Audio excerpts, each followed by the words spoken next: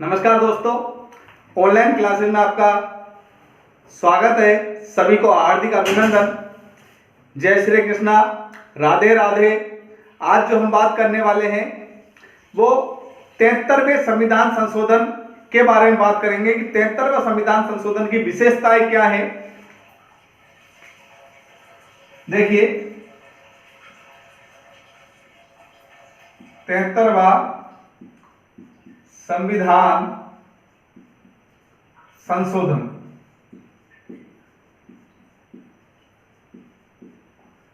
हम जो बात कर रहे हैं वो 73वें संविधान संशोधन की बात कर रहे हैं कि 73वें संविधान संशोधन में क्या प्रावधान किए गए, क्या विशेषताएं हैं उसकी।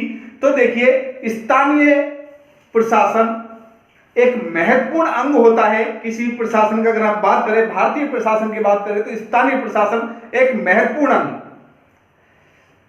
नागरिकों की राजनीतिक चेतना जगाने के लिए स्थानीय प्रशासन महत्वपूर्ण है। और इसके लिए ही 73वां संविधान संशोधन किया गया, जिसमें पंचायती राज व्यवस्था को संवैधानिक मान्यता प्रदान की गई। तो हम कह सकते हैं 73वें संविधान संशोधन द्वारा पंचायती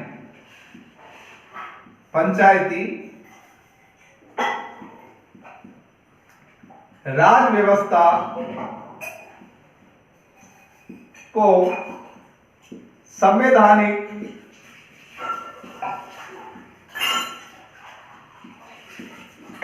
दर्जा प्रदान किया गया।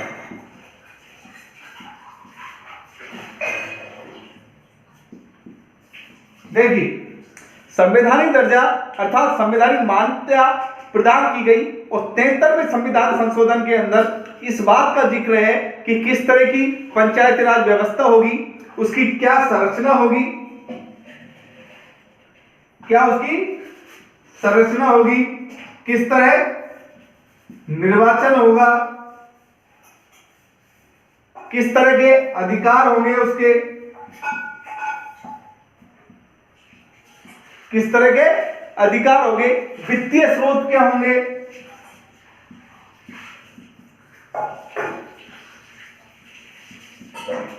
इन चीजों की चर्चा किसमें की गई है? 73वें संविधान संशोधन में की गई है। और पंचायती राज व्यवस्था को संवैधानिक मान्यता प्रदान की गई है, जो कि नागरिकों की राजनीतिक चेतना के लिए स्थानीय प्रशासन, हम जानते हैं, एक महत्वपूर्ण होता है स्थानीय प्रशासन। और इसके तहत ही 73वें संविधान संशोधन अमेंडमेंट किया गया है ना। तो 73वें संविधान संशोधन की कुछ विशेषताएं हैं, उनकी हम चर्चा कर लेते हैं। तो पहली बात हम कहें तो ग्राम सभा का प्रावधान किया गया।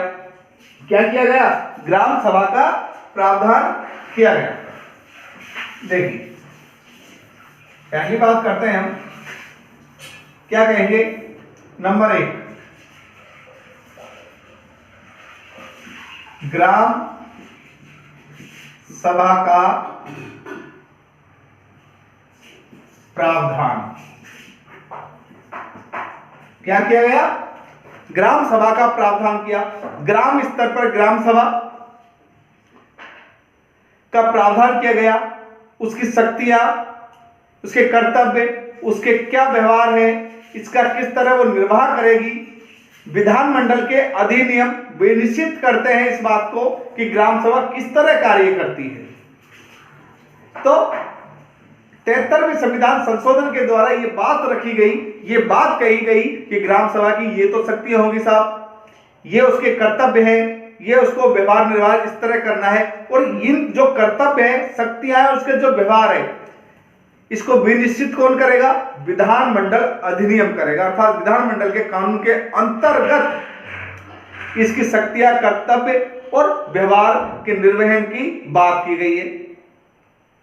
ग्राम सभा की 2 बार वर्ष में कम से कम 2 बार बैठक होना आवश्यक है, आयोजन होना आवश्यक है। ये बात का प्रावधान इसके अंदर किया गया है। तो इसके अंदर हम बात करें तो किसके कर्तव्य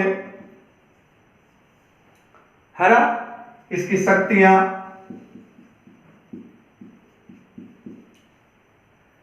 इसका व्यवहार, इन तीनों का निर्वाह ग्राम सभा किसके अकॉर्डिंग करेगी? विधानमंडल अधिनियम के अकॉर्डिंग। किसके अकॉर्डिंग करेगी? निर्वाह विधानमंडल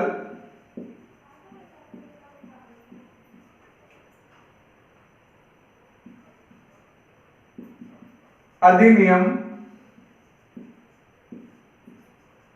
द्वारा भी निश्चित किया गया। कर्तव्य शक्ति व्यवहारों का निर्वाह किस तरह करेगी? इस तरह विधानमंडल अधिनियम द्वारा भी निश्चित किया गया है कि वो किस तरह इसका वो करेगी। विधानमंडल ये निश्चित करेगा इस बात को, और ये बात कही कि 2 बार कम से कम कितनी बार? 2 बार ग्राम सभा का आयोजन आवश्यक है। आयोजन आवश्यक है।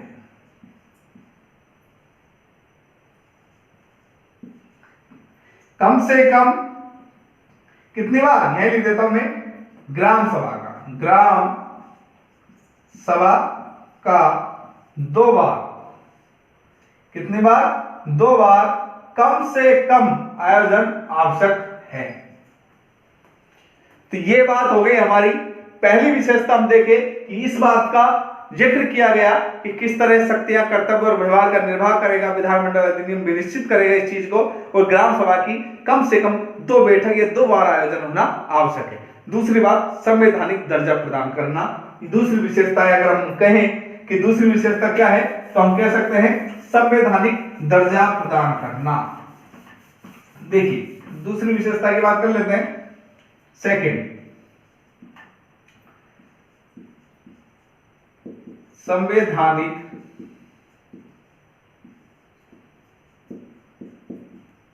दर्जा प्रदान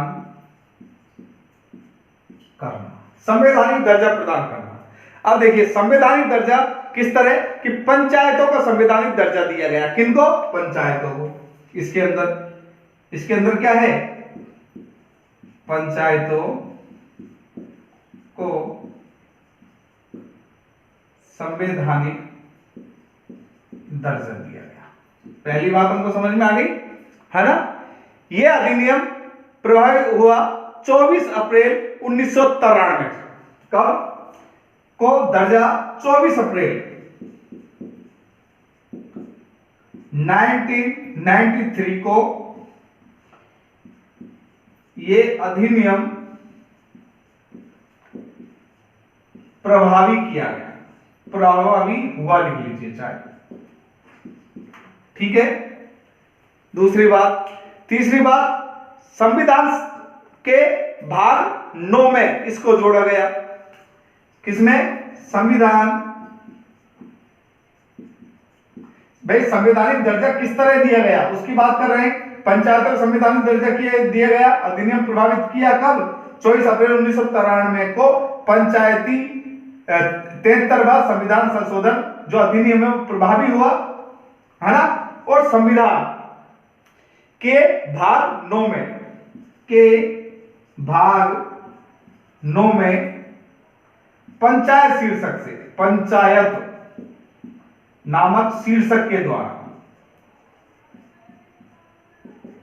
पंचायत नामक शीर्षक जोड़ा गया है ना। पंचायत नामक क्या जोड़ा गया?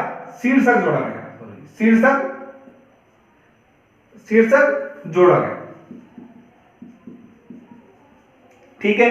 और संविधान की कौन सी अनुसूची जोड़ी गई? 11वीं अनुसूची। ध्यान रखना, संविधान की 11वीं अनुसूची में इसे जोड़ा गया। पूरी बात समझ में आ गई आपको अच्छे से? क्या किया गया कि संवैधानिक दर्जा किस तरह दिया गया कि पंचायतों को संवैधानिक दर्जा दिया गया। किसके? 73वां जो संविधान संशोधन है। कौन सा? 73वां संशोधन। यह 24 अप्रैल 1993 को अधिनियम यह प्रभावी हुआ, और संविधान के भाग 9 में पंचायत शीर्षक जोड़ा गया जो कि संविधान की 11वीं अनुसूची में इसे जोड़ा गया है। कौन सी में? 11वीं अनुसूची में इसको जोड़ा गया है। पंचायती राज संस्थाओं से संबंधित सभी तत्वों की इसमें बात की गई है, सभी विशेषताओं की बात की गई है। किसकी बात की गई है? पंचायत से संबंधित सभी तत्वों की इसके अंदर बात की गई है। संवैधानिक दर्जा इस तरह इसको दिया गया। अब देखिए किस तरह की विशेषता, किस तरह का प्रावधान हुआ, किस तरह की विशेषताएं हुई संविधान संशोधन 73 के द्वारा, उसकी हम बात कर लेते हैं। तो उसकी अगर हम बात करते हैं तो त्रिस्तरीय व्यवस्था की गई। कौन से स्तरीय? त्रिस्तरीय। नाम से पता चल रहा है कितने स्तर हैं? 3 स्तर है, नाम से पता चल रहा है। तो हम कह सकते हैं तीसरे में त्रिस्तरीय। कितने स्तरीय? त्रिस्तरीय।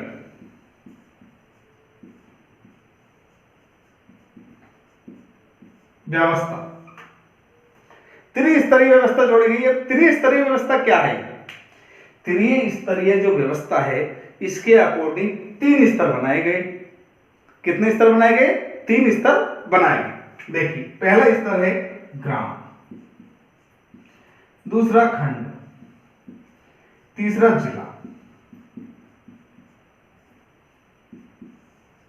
देखिए ग्राम स्तर पर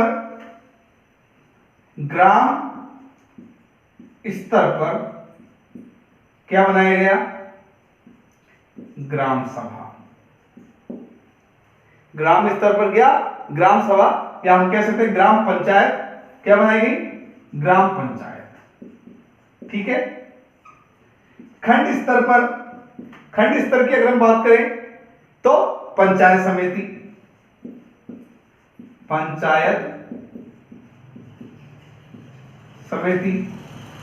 और हम जिला स्तर पे बात करें तो जिला परिषद।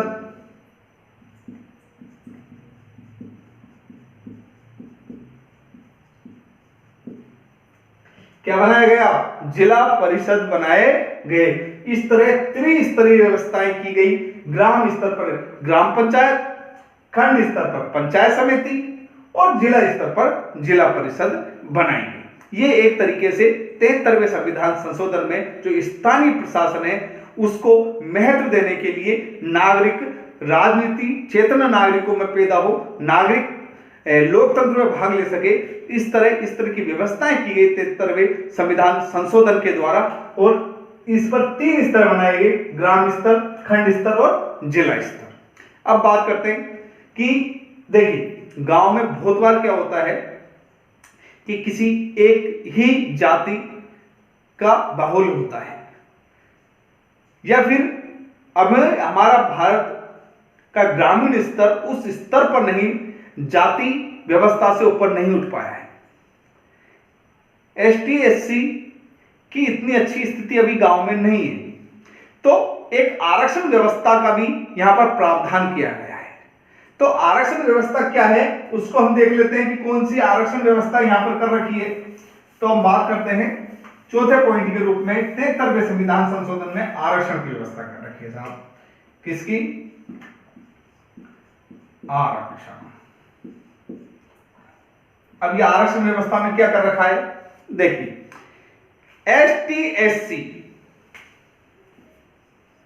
एसटी और एससी,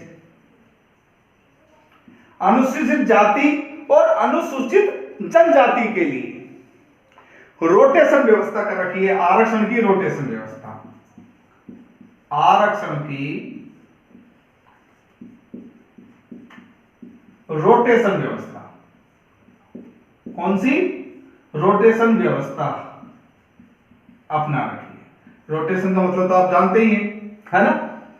बारी बारी से नंबर आता है, तो इस तरह आरक्षण व्यवस्था, रोटेशन व्यवस्था कर रखी है। इसके अलावा महिलाओं के लिए, जो एसटी एससी की महिलाएं हैं उनके लिए 1/3 एसटी एससी की महिलाओं के लिए 1/3 सदस्यों का आरक्षण है। 1/3 सदस्यों का अर्थात 1/3 सीटों का आरक्षण है महिलाओं के लिए। इसके अलावा पिछड़े वर्गों के लिए अगर हम देखें तो 4 अक्टूबर 1999 के बाद कितने, अगर हम बात करते हैं, ये तो हमें एसटी एससी की बात की, हमने महिलाओं की, हमने यहां पर आरक्षण व्यवस्था को देखा, रोटेशन व्यवस्था देखी। अगर हम बात करते हैं किसकी, हम बात करते हैं पिछड़े वर्ग की, पिछड़े वर्ग, तो उनका जो आरक्षण है वो 4 अक्टूबर 1999 में 15 से बढ़ाकर 21% कर दिया। कितना कर दिया? 15 से 21 कर दिया। यह व्यवस्था, आरक्षण व्यवस्था इसमें रखी गई है। समझ में आ गया होगा आपको ये सब चीजें कि एसटी एससी की आरक्षण रोटेशन व्यवस्था अपनाई गई, महिलाओं के लिए 1/3 सदस्यों का आरक्षण व्यवस्था रखी गई, और पिछड़े वर्ग के लिए जो सीटें थी उनका 15 से बढ़ा करके 21% यहां पर कर दी गई है। ये आरक्षण व्यवस्था 73वें संविधान संशोधन द्वारा जो स्थानीय प्रशासन है उस पर लागू होती है, खंड स्तर पर, पंचायत स्तर पर, ग्राम स्तर पर और जिला स्तर पर। ठीक है, इसके बाद हम बात करते हैं, इनका कार्यकाल की बात करते हैं कि कार्यकाल क्या रखा गया है। अगर हम कार्यकाल की बात करते हैं, कार्यकाल, तो कार्यकाल जिस तरह विधानसभा, लोकसभा का जो कार्यकाल होता है उसी तरीके से 5 वर्ष कार्यकाल रखा गया,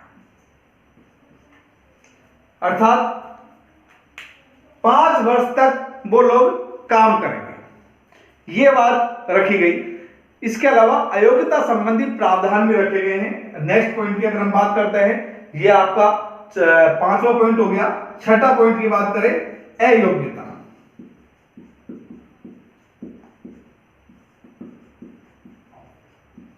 संबंधी प्रावधान भी किए गए।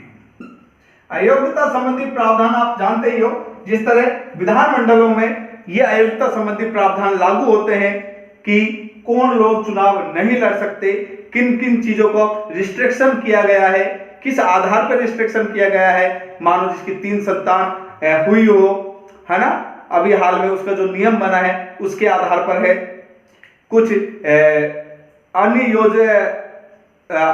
योग्यताएं भी रखी गई है, वो है उम्र का योग, अगर हम कहें कम उम्र वाली कितने वर्ष तक का, तो वो जितनी जो अयोग्यता संबंधी प्रावधान उन पर लागू होते हैं वही अयोग्यता संबंधी प्रावधान इन पर भी लागू होंगे।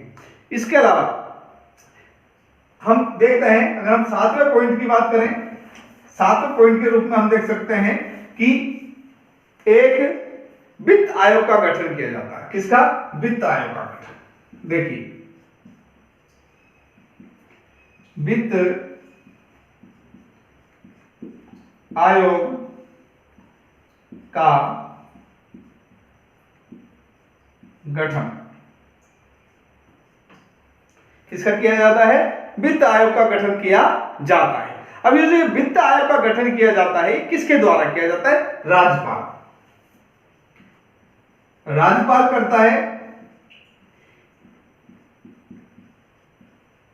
1 वर्ष के अंदर अंदर, है ना, 1 वर्ष की अवधि में। किसमें? 1 वर्ष की अवधि के अंदर अंदर ये किसका करता है?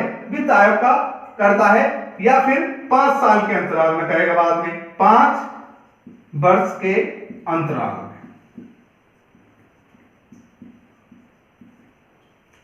किसके? 5 वर्ष के अंतराल पर ये क्या करेगा? वित्त आयोग का गठन करेगा। कौन करेगा? राज्यपाल करेगा। समझ में आ गया?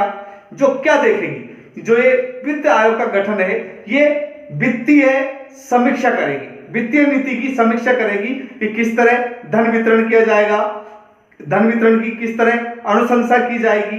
उन सब बातों को पंचायती राज की जो संस्थाएं हैं उनकी वित्तीय समीक्षा, वित्तीय नीति की जो समीक्षा है वो वित्त आयोग के द्वारा किया जाएगा। तो इनका मुख्य कार्य है क्या है? समीक्षा करना। क्या है? समीक्षा करना, किसकी? वित्तीय नीति की। हम देखें किसकी? वित्तीय नीति की समीक्षा। क्या काम है इनका? कार्य देखें तो वित्तीय नीति की समीक्षा करना और इसके अलावा धन वितरण की क्या करना? अनुशंसा। धन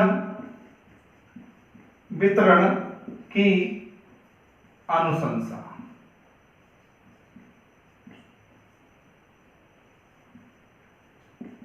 धन वितरण की क्या करना? अनुशंसा करना हेतु यह। इसके अलावा कर लगाने, कोष एकत्रित करने की शक्तियां भी इनको प्रदान की गई है। किसकी? अगर नेक्स्ट पॉइंट की बात करें, कर लगाने की व कोष अर्जित करने की, कर लगाकर कोष को भरने की शक्तियां प्रदान की गई है 73वें संविधान संशोधन के द्वारा इनको, जो कि विधानमंडल तय करेगा इस चीज को भी कि किन किन चीजों पर ये कर संबंधी कार्य देखेंगे। इसके अलावा पंचायत की शक्तियां और कर्तव्यों के बारे में भी 73वें संविधान संशोधन में बताया गया है। अगर हम नेक्स्ट पॉइंट की बात करते हैं तो हम देखेंगे पंचायत की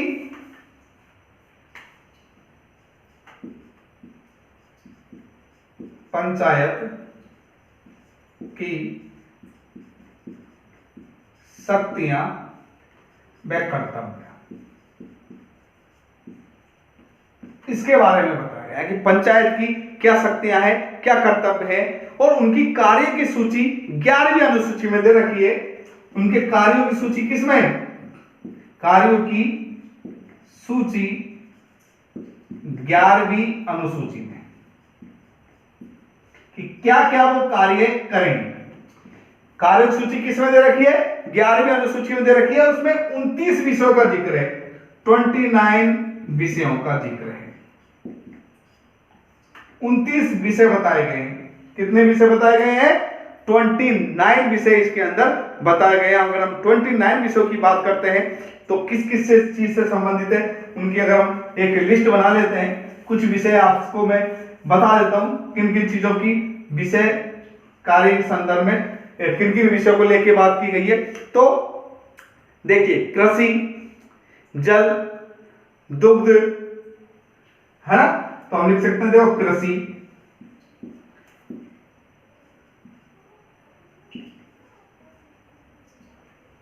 दुग्ध, है ना, जल, पेयजल,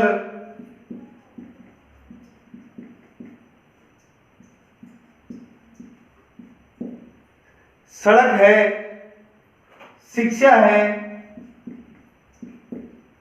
ना। इसके अलावा अगर हम बात करते हैं मुर्गी पालन है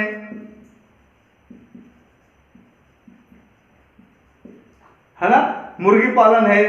इसके अलावा और हम सोच सकते हैं कि सड़क हो गया, ये हो गया, विद्युतीकरण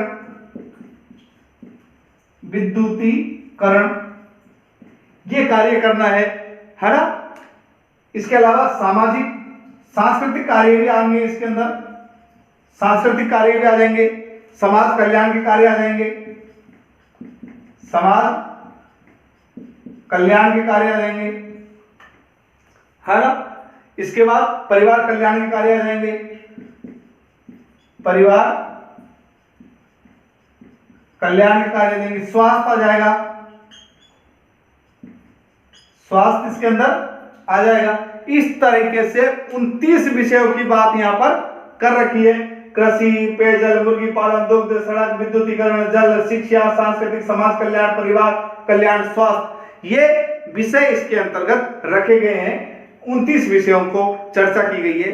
ये हमने देखा 73वें संविधान संशोधन में स्थानीय प्रशासन को महत्वपूर्ण बनाने के लिए किन किन चीजों की बात कर रखी है। और अगर हम बात करते हैं और क्या क्या दे रखा है 73वें संविधान संशोधन 1993 की अगर हम बात कर रहे हैं यहां पर देखिए, तो लेखा व अंकेक्षण संबंधित कार्य किसके अकॉर्डिंग करेंगे? विधानमंडल करेगा कि लेखा में अंकेक्षण का किस तरह से संबंधित कार्य है वो किस तरह होगा। तो हम इसमें लिख तो सकते हैं लेखा,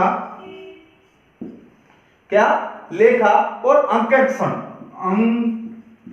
अंकेक्षण कार्य विधानमंडल के अनुसार ये कौन तय करेगा? विधानमंडल तय करेगा के अनुसार। किसके अनुसार? ये विधानमंडल के अनुसार।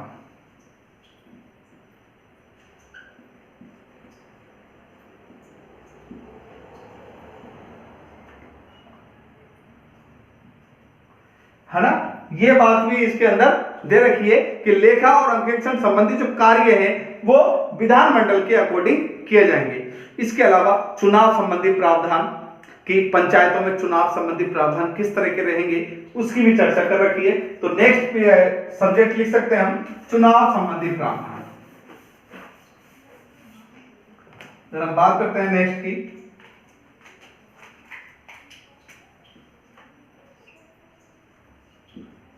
चुनाव संबंधी प्रावधान। देखिए चुनाव संबंधी प्रावधान जिसमें कौन कौन तो निर्वाचक होंगे, है ना? तो पहली बात इसके अंदर निर्वाचकों का चयन, कि निर्वाचक कौन कौन होंगे, है ना? है ना? तो निर्वाचकों का चयन या निर्वाचनों का नामांकन ये कह सकते हैं। चुनावों का आयोजन, दूसरी बात करें हम क्या? चुनावों का आयोजन किस तरह होगा,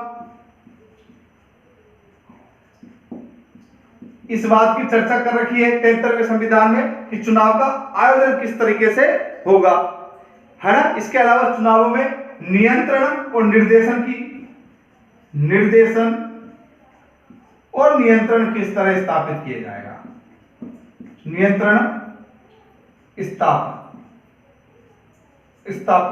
कैसे होगा, इस बात की भी चर्चा कर रखी है। तो निर्वाचनों के चयन संबंधी बात कर रखी है ना? इसके अलावा चुनाव आयोजन की बात कर रखी है, नियंत्रण और निर्देशन की बात कर रखी है 73वें संविधान संशोधन के अंदर। इसके अंदर राज्यपाल एक राज्य निर्वाचन आयोग का गठन करता है। राज्यपाल के द्वारा राज्य निर्वाचन आयोग का गठन किया जाता है। और ये निर्वाचन आयोग ये चुनाव संबंधी जो व्यवस्थाएं हैं वो इसकी करता है। तो आज हमने 73वें संविधान संशोधन के बारे में अच्छे से पढ़ा। आपको एक बार फिर मैं इसका रिवाइज करवा देता हूं। देखिए 73वां संविधान संशोधन जो स्थानीय प्रशासन को लेकर के अमेंडमेंट किया गया है, इसका मुख्य जो कारण था वो नागरिकों में राजनीतिक चेतना प्रतिस्थापित करना था, कि नागरिकों को राजनीति में चेतना उत्पन्न हो और वो ज्यादा से ज्यादा लोकतंत्र का हिस्सा बन सके और स्थानीय स्तर पर एक अच्छा विकास का कार्य हो सके। इसके लिए 73वां संविधान संशोधन लाया गया। 74वां संविधान संशोधन भी इसी से संबंधित है, वो नगरीय प्रशासन संबंधित है, उसकी हम नेक्स्ट क्लास में चर्चा करेंगे। अभी जो बात कर रहे हैं हम 73वें संविधान संशोधन की बात कर रहे हैं। तो 73वें संविधान संशोधन को जो अमेंडमेंट किया गया था वो 24 अप्रैल 1993 को प्रभावी रूप से संवैधानिक दर्जा दिया गया पंचायतों को। क्या दिया गया? संवैधानिक दर्जा दिया गया 24 अप्रैल 1993 को। और इसको संविधान के भाग 9 और संविधान की 11वीं अनुसूची में पंचायत शीर्षक से इसको जोड़ा गया। पंचायती राज संस्थाओं संबंधी समस्त बातों का इसके अंदर विवरण है। अगर हम बात करते हैं संरचना किस तरह की होगी, निर्वाचन का क्या आधार होगा, किस तरह निर्वाचन होगा, क्या क्या इनके अधिकार होंगे, वित्तीय स्रोत इनके क्या होंगे, इन सब की चर्चा संविधान के अंदर कर रखी है। और इसके लिए जो कानून बनाने का अधिकार है वो किसको है? विधानमंडल को है। तो विधानमंडल के कानून के अंतर्गत उसके निर्वाह, शक्तियां, कर्तव्य और व्यवहार की चर्चाएं कर रखी है तथा इसको त्रिस्तरीय व्यवस्था का दर्जा दिया है। 3 स्तरीय व्यवस्था बनाई है। ग्राम स्तर पर पंचायत, ग्राम पंचायत कहते हैं, खंड स्तर पर पंचायत समिति और जिला स्तर पर जिला परिषद का प्रावधान कर रखा है। इसके अलावा हम देखते हैं त्रिस्तरीय व्यवस्था के अलावा आरक्षण व्यवस्था कर रखी है, जिसमें हम देखते हैं एक रोटेशन प्रणाली के तहत एसटी और एससी के अंदर रोटेशन प्रभावी प्रणाली रखी गई है आरक्षण की, और महिलाओं को 1/3 आरक्षण दे रखा है। और अन्य पिछड़ा वर्ग, अगर हम बात करते हैं पिछड़े वर्ग की, तो पिछड़े वर्ग की जो पहले की अगर हम देखें प्रावधान 15% का था, लेकिन उसको बढ़ा करके 21% कर दिया 1999 में, 4 अक्टूबर 1999 में। और तथा इन जो पंचायत स्तर पर त्रिस्तरीय जो व्यवस्था, इनका अगर कार्यकाल की बात करें तो कार्यकाल इनका 5 वर्ष रखा गया है। तो 5 वर्ष का कार्यकाल रखा गया है तथा अयोग्यता संबंधी प्रावधान भी इनके कर रखे हैं। जिस तरह विधानमंडल में अयोग्यता संबंधी प्रावधान है, उसी तरीके से अयोग्यता संबंधी प्रावधान भी इसके अंदर कर रखे हैं। इसके अलावा एक वित्त आयोग का गठन करेंगे राष्ट्रपति जी, वो क्या नाम है, राज्यपाल जी, जो 1 साल के अंदर अंदर करेंगे। इसके बाद 5 साल के अंतराल में करते हैं, और वो क्या करता है, इनकी वित्तीय जो नीति है उसकी समीक्षा करता है और उनकी अनुशंसाओं को देखता है, धन वितरण की अनुशंसाओं को देखता है, कर लगाने और कोष एकत्रित करने की शक्तियां भी इनको प्रदान कर रखी है। इसके अलावा हम देखते हैं पंचायतों की जो शक्तियां और कर्तव्य हैं वो 11वीं अनुसूची में दे रखे हैं, जहां पर 29 विषयों के बारे में बातचीत कर रखी है, वहां 29 विषय बताए गए हैं। 29 विषयों की अगर हम बात करते हैं तो उसके अंदर कृषि, जल, दुग्ध, मुर्गी पालन, पेयजल, सड़क, विद्युतीकरण, शिक्षा, परिवार कल्याण, समाज कल्याण और सामाजिक और संस्कृति जैसे विषयों को इसके अंदर शामिल कर रखा है।